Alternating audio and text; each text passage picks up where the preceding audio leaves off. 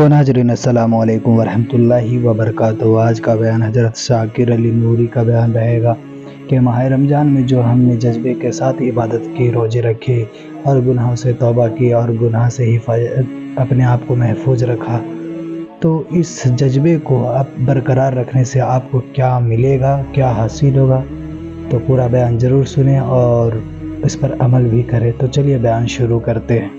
نے ہمیں خدا سے قریب کیا، جس ماہ مبارک نے ہم کو نماز رکھنے، ہم کو گناہ سے روکا، وہ عظیم برکت والا مہینہ ہم سے رخصت ہوا اور پھر عید الفطر کا دن آیا۔ میں اس کی آپ تمامی حضرات کو مبارکباد پیش کرتا ہوں، اور ساتھ ہی ساتھ یہ گزارش کرتا ہوں کہ جو برکت والے مہینے کے اندر ذوق بندگی اور شوق اطاعت کا جذبہ موجود تھا،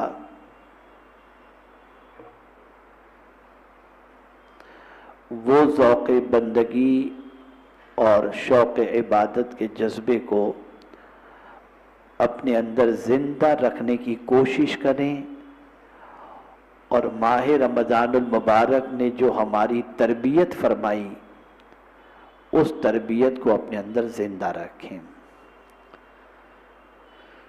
یقیناً ماہ رمضان المبارک میں ہمارا تعلق نماز سے بھی مضبوط ہو گیا تھا اور قرآن سے بھی، لیکن آج میں ماہ رمضان المبارک کے گزر جانے کے بعد نماز سے تعلق سے متعلق کچھ عرض کرنے کی جسارت نہیں کروں گا، اس لیے کہ مجھ سے پیشتر آپ نے نماز ترک کرنے کے عذاب اور اس سے متعلق وعیدیں سماعت فرمائیں۔ آج میں آپ کے سامنے ماہ رمضان کے گزر جانے کے بعد ہمارا تعلق قرآن سے کتنا کمزور ہو گیا، اور قرآن کیسی عظمت والی کتاب ہے، اور اس کے پڑھنے والے کے سلسلے میں کیا کیا بشارتیں ہیں، میں اس کے حوالے سے کچھ باتیں عرض کرنے کی سعادت حاصل کروں گا، تاکہ آپ قرآن مقدس سے اپنے تعلق کو زندگی کی آخری سانس تک باقی رکھنے کی کوشش کر سکیں۔ میرے پیارے آقا صلی اللہ علیہ وسلم کے پیارے دیوانوں، اللہ تعالیٰ ارشاد فرماتا ہے، اللہ نزل احسن الحدیث، اللہ تعالیٰ نے سب سے اچھی کتاب اتاری۔ لفظ احسن فرمایا، اس سے مراد یہ ہے کہ اس سے اچھی کوئی دوسری کتاب ہے ہی نہیں۔ سب سے اچھی اگر کوئی کتاب ہے تو وہ قرآن شریف ہے۔ تو اس کتاب کو اللہ عز و جل نے اتاری، اور جس مہینے میں اتارنے کا اس نے اہتمام کیا، وہ مہینہ بھی ماہ رمضان المبارک تھا۔ انا انزلناہ فی لیلۃ القدر۔ میرے پیارے آقا صلی اللہ علیہ وسلم کے پیارے دیوانوں، اب رب قدیر جل جلالہ اس قرآن کی صفت کو بیان کر رہا ہے کہ اس کتاب میں ہے کیا۔ تو فرمایا، تقشعر منہ جلود الذین، کتابا متشابہا مثانی، کہ اول سے آخر تک ایک سی ہے، سنگل، سملر، دوہرے بیان والی۔ اب دوہرے بیان سے کیا مراد ہے؟ یہ دو ٹائپ کا بیان جو قرآن بتا رہا ہے اس کتاب کے بارے میں، اس سے کیا مراد ہے؟ تو دوہرے بیان سے مراد یہ ہے کہ یہ وہ کتاب ہے جس میں وعدہ بھی موجود ہے اور وعید بھی موجود ہے۔ اس میں دونوں بیان ہے، یعنی اگر تم نیکی کرو گے تو تمہارے لیے یہ وعدہ ہے، اور اگر تم گناہ کرو گے تو تمہارے لیے یہ وعید ہے۔ تو یہ دوہرے بیان والی کتاب اللہ عز و جل نے نازل فرمائی کہ اس میں دونوں ٹائپ کا بیان موجود ہے۔ میرے پیارے آقا صلی اللہ تعالی علیہ وسلم کے پیارے دیوانوں، اسی کے ساتھ ساتھ فرمایا گیا تقشعر منہ جلود الذین یخشون ربہم،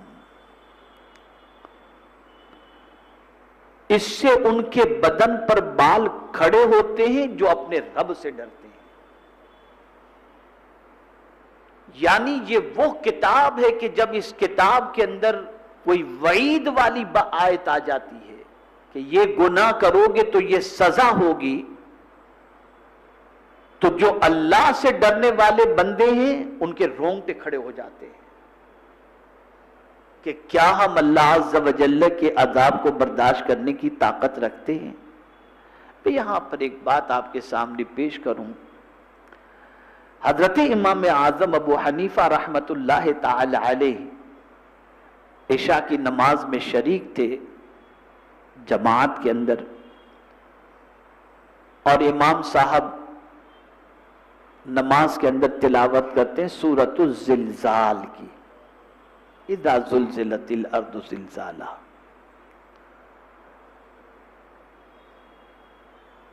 جب سیدنا امام اعظم ابو حنیفہ رحمت اللہ تعالی علیہ اس سورت کی تلاوت کو سنتے ہیں تو رونگٹے کھڑے ہو جاتے ہیں، آنکھوں سے آنسو جاری ہو جاتے ہیں۔ نماز جب ختم ہوئی تو اختتام نماز پر آپ نے مسجد کے خادم سے کہا کہ مجھے مسجد ہی میں رہنے دیا جائے، تم باہر سے تالا مار کر کے چلے جاؤ، میں رات آج اللہ کے گھر میں گزارنا چاہتا ہوں۔ خدا کی قسم اللہ آپ سب کو بھی اس در پاک کی حاضری کی سعادت نصیب فرمائے امام اعظم کی۔ میں جب امام اعظم ابو حنیفہ علیہ الرحمہ کی مسجد کے اندر نماز کے لیے پہنچا تو میں نے محراب کے پاس ایک بات لکھی ہوئی پائی، یقیناً ہو سکتا ہے کہ وہ حدیث شریف ہو لیکن اس میں یا کسی بزرگ کا قول ہوگا، راس الحکمت مخافت اللہ۔ مجھے یہ جملہ اتنا پسند آیا کہ میں نے اس کی فوٹو لے لی، اور ان قریب انشاءاللہ العظیم میرے دفتر میں بھی میں اس کو لگا کر کے رکھوں گا۔ اس کا مطلب کیا ہوتا ہے؟ راس الحکمت مخافت اللہ، حکمت کا سر چشمہ اللہ کا خوف ہے۔ تو امام اعظم ابو حنیفہ رحمت اللہ تعالی علیہ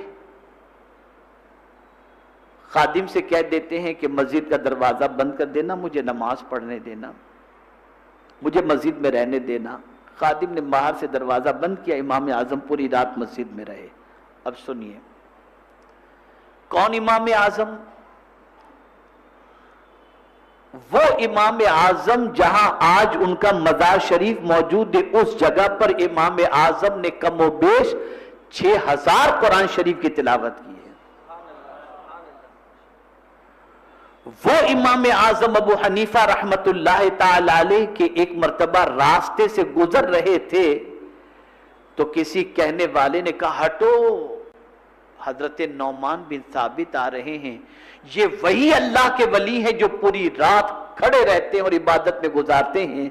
امام اعظم نے جب یہ سنا تو لوگوں کے گمان کی لاج رکھنے کے لیے اس کے بعد کوئی رات نہیں سوئے، پوری رات کھڑے رہ کر آپ نے عبادت کے اندر گزاری ہے۔ یہ ہیں وہ امام اعظم۔ تو امام اعظم ابو حنیفہ رحمت اللہ تعالی علیہ رات پر مسجد میں رہتے ہیں۔ صبح جب خادم نے دروازہ کھولا مسجد کا اور جب داخل ہوا مسجد کے اندر تو دیکھا اس نے کہ امام اعظم کھڑے ہیں اور آنکھوں سے آنسو جاری ہیں، داڑھی ہاتھ میں ہے اور صرف اتنا کہہ رہے اللہ اگر تو نے نعمان کو معاف کر دیا تو تیرا بہت بڑا کرم ہوگا۔ اب سوچو جنہوں نے اتنے 1000 قرآن شریف اس جگہ پر ختم کیے جہاں پر آج ان کا مزار شریف موجود ہے، وہ اللہ کے خوف سے اتنا رو رہے ہیں کہ اپنی داڑھی کو ہاتھ میں رکھ کر کے اللہ کی بارگاہ میں عرض کرتے ہیں کہ اے اللہ، اگر تو نے نعمان کی مغفرت فرما دی تو یہ تیرا کرم ہوگا۔ انہی کے سلسلے میں، ایسے لوگوں کے سلسلے میں قرآن کہتا ہے کہ جب وہ لوگ قرآن سنتے ہیں تو ان کے رونگٹے کھڑے ہو جاتے ہیں۔ تقشعر منہ جلود الذین یخشون ربہم۔ تو اب سورۃ الزلزال کے اندر ایسی کون سی آیت تھی جس سے حضرت امام اعظم کو خوف پیدا ہوا؟ غور سے سننا، اور یہ سبق آج اپنے دل و دماغ کے اندر محفوظ کر کے جانا۔ اس سورہ مبارکہ میں اللہ فرماتا ہے یومئذ تحدث اخبارہا، اور اسی میں وَمَن يَعْمَلْ مِثْقَالَ ذَرَّةٍ شَرًّا يَرَهُ۔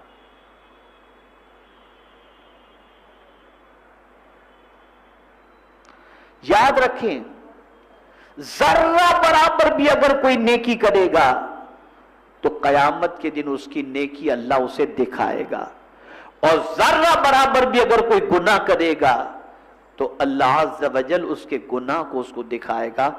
آپ سوچیں، اللہ والے جب قرآن کی آیت کو سنتے ہیں اور آیت وعید کو سنتے ہیں تو ان کے رونگٹے کھڑے ہو جاتے ہیں، اور رونگٹے صرف کھڑے ہی نہیں ہوتے بلکہ آنکھوں سے آنسو جاری بھی ہو جاتے ہیں اللہ کے ڈر کی وجہ سے۔ ہمارا دل تو اتنا سخت ہو گیا، اول تو قرآن سمجھتے نہیں، اور دوسری چیز یہ کہ سمجھایا جائے تو دل پر اثر نہیں کرتی بات۔ وجہ یہ ہے کہ میرے پیارے آقا صلی اللہ علیہ وسلم کے پیارے دیوانوں، ہمارا دل بہت سخت ہو چکا ہے۔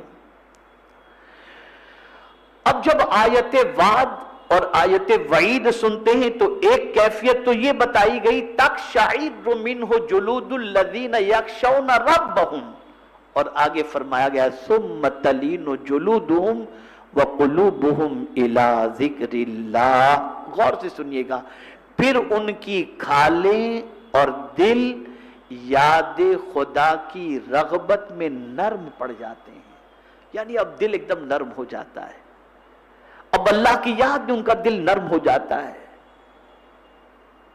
اب ان کی کیفیت یہ بن جاتی ہے کہ ان کے دل کا قرار اللہ کی یاد بن جاتا ہے۔ اے رسول اعظم صلی اللہ تعالی علیہ وسلم کے دیوانوں، یہ ہے اللہ عز و جل کی کتاب جو سب سے سچی اور سب سے اچھی کتاب ہے۔ میرے پیارے آقا صلی اللہ۔ تو ناظرین، اگر بیان اچھا لگے تو ضرور ویڈیو کو لائک کریں اور ہمارے چینل کو سبسکرائب کریں۔ اگر نئے ہیں تو ضرور سے ضرور سبسکرائب کر لیں، اور اللہ سے دعا کریں کہ اللہ ہمیں اور آپ کو ہر نیک عمل کرنے کی توفیق عطا فرمائے، اور گناہوں سے حفاظت فرمائے، اور خوب نیکیاں کرنے کی توفیق عطا فرمائے۔ تو چلیے ملتے ہیں اگلی ویڈیو میں، تب تک کے لیے السلام علیکم ورحمۃ اللہ وبرکاتہ۔ سبسکرائب کیجئے ہمارے چینل ذکر رسول کو اور بیل آئیکن کو پریس کیجئے، جس سے آپ کو ہمارے نیو ویڈیو کی نوٹیفیکیشن ملتی رہے۔ ویڈیو اچھی لگے تو ہمارے ویڈیو کو لائک کریں اور ہمارے چینل کو سبسکرائب کریں۔